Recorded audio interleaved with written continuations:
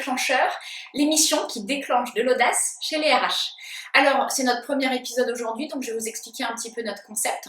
Vous connaissez peut-être déjà Clostry, qui est la première solution qui analyse des millions de parcours de professionnels pour fournir des décisions RH basées sur un discours de preuve. On ne prend pas les décisions à la place des RH, on les suggère, on les déclenche. Et bien ici, c'est exactement la même idée, c'est-à-dire que chaque mois, on va traiter d'un sujet, d'une problématique et on va vous donner des éléments qui vont vous permettre de déclencher la décision chez vous. Ce mois-ci, on va parler ubérisation des talents. Alors pour beaucoup, l'ubérisation, c'est la disruption d'une industrie, comme Uber évidemment, qui a disrupté l'industrie des véhicules de taxi. Évidemment, mais dans notre cas, l'ubérisation des talents, c'est plutôt l'impact qu'a l'économie à la demande sur les ressources humaines. Alors il faut savoir que pas toutes les industries vont être justement impactées par cette ubérisation des talents.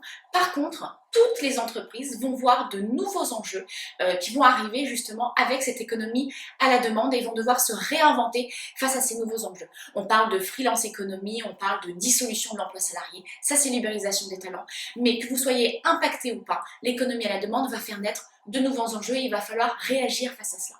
On a identifié, nous, 3 éléments qui vont vous permettre justement demain de tenir compte de ces enjeux. Le premier élément, c'est le fait que l'on va vers un self-service des salariés dans leur façon de consommer leur carrière.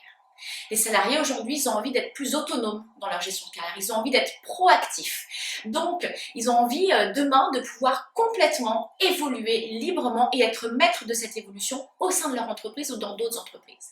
Ça veut dire que le poste aujourd'hui de responsable de carrière, il va pouvoir évoluer vers un poste qui sera plutôt celui d'agent de talent, avec un talent qui est complètement empoweré.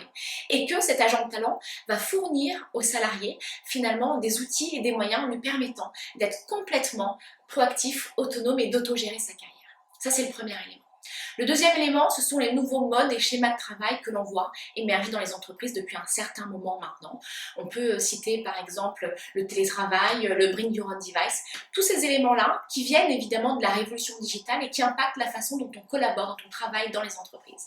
Et le fait que les ressources humaines, pour justement s'adapter à cette économie à la demande, vont devoir fournir ici encore des moyens pour pouvoir accompagner ces nouveaux schémas de travail.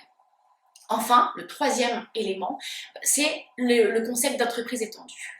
En fait, les salariés, aujourd'hui, les talents, ont envie de pouvoir évoluer dans leur métier, évoluer et changer d'entreprise aussi facilement que si c'était à l'intérieur de leur propre entreprise. Donc en fait, ils attendent un écosystème d'entreprises, de compétiteurs potentiellement, qui vont leur permettre justement d'évoluer librement, facilement dans leur carrière et de passer d'une entreprise à une autre. Donc il y a ici le concept d'entreprise étendue qui pourra demain effectivement avoir lieu avec des entreprises qui vont se réunir pour offrir cette expérience-là aux salariés. Mais aujourd'hui, on peut déjà avoir ce concept d'entreprise étendue au sein d'une seule et même entreprise. On voit qu'il y a déjà des silos et des difficultés au sein d'une seule entreprise à évoluer entre des métiers ou entre des entités. Donc c'est d'abord au sein d'une seule et même entreprise qu'il faut déjà aujourd'hui appliquer ce concept d'entreprise étendue. Voilà, c'était notre sujet du jour, l'ubérisation des talents. On se retrouve le mois prochain avec un nouveau sujet. Et d'ici là, n'oubliez pas que la fonction RH se transforme grâce à vous. Donc surtout, n'hésitez pas à être audacieux.